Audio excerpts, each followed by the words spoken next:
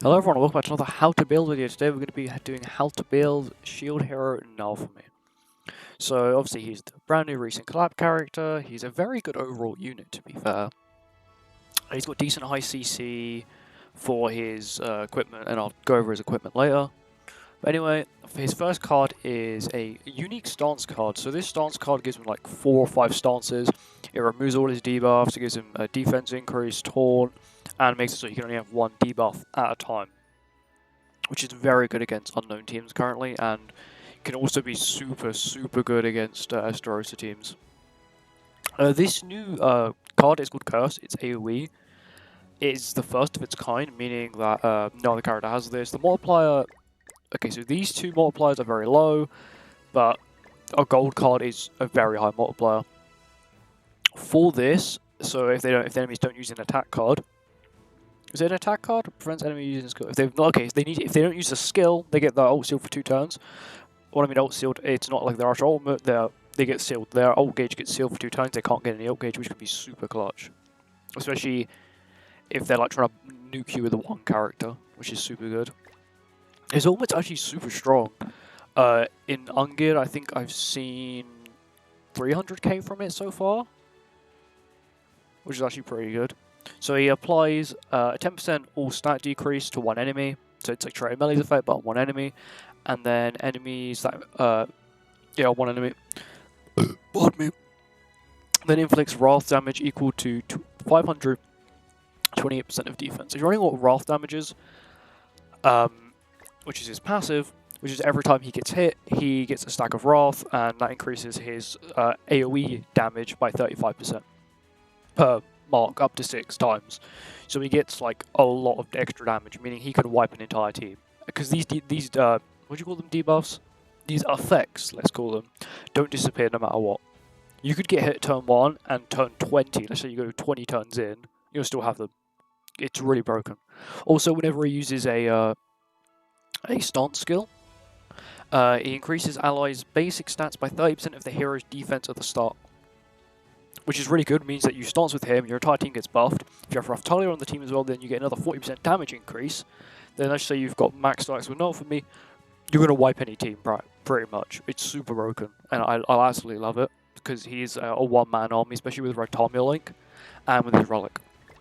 So his Relic is he heals for 350, revive with 350% of his HP when he reaches 0, which is super broken. So if you have, let's just say you're working an Esterosa, you have max HP, Esterosa encroaches you, and you immediately die, and you had like half, right?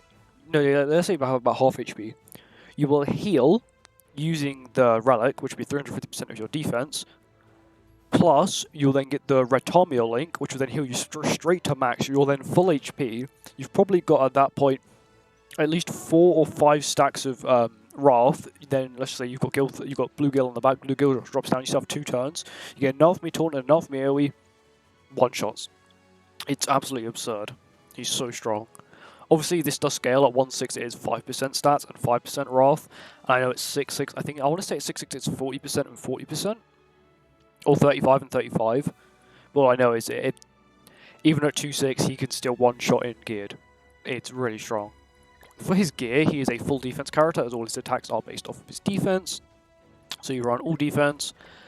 The defense pieces, so these 2 defense pieces are just kept the same. Defense rolls, HP with HP rolls. And the top one, this is where a lot of debate happens. So some people say, oh, run all crit chance, so we can crit. It's honestly not worth it. He doesn't crit. And even when he does crit, it's not really that high, because if you check his crit damage, it's decent, right? But that to that ratio, not really that good. His lifesteal's also very good as well.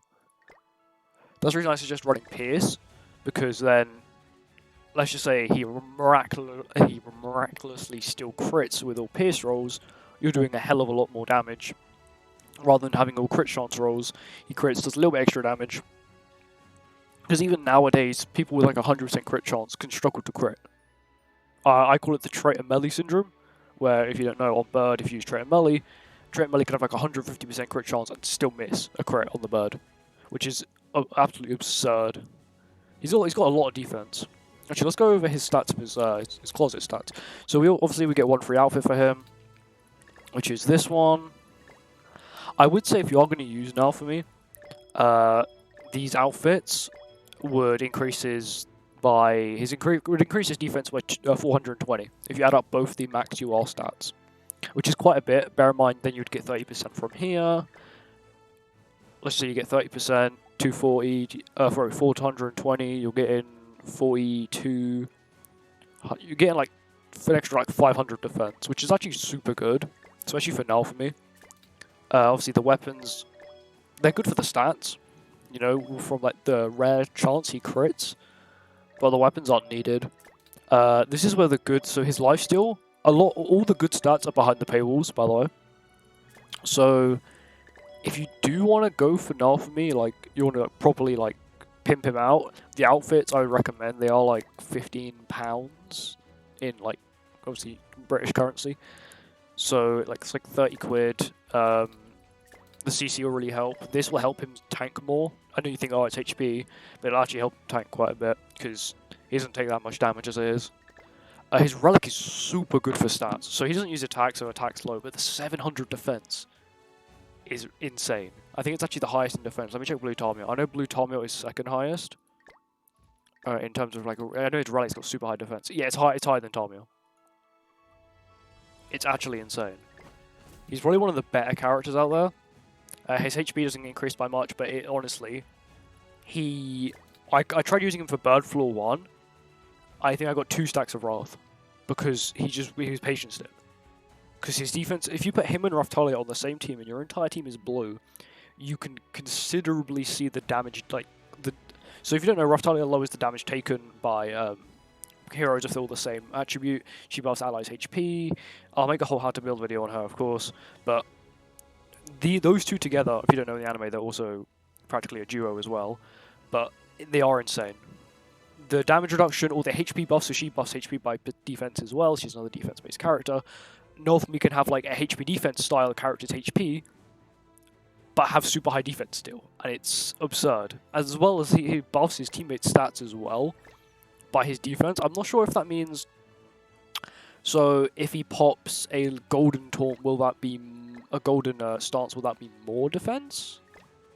Will that be more stats, or will that be less stats? Anyway, I don't want to hold everyone for long. This is still a very long how to build video. Anyway, thank you for watching this video. If you enjoyed this video, make sure to like, comment, subscribe, and I'll see you on the next one. Thank you for all the support recently. Bye bye.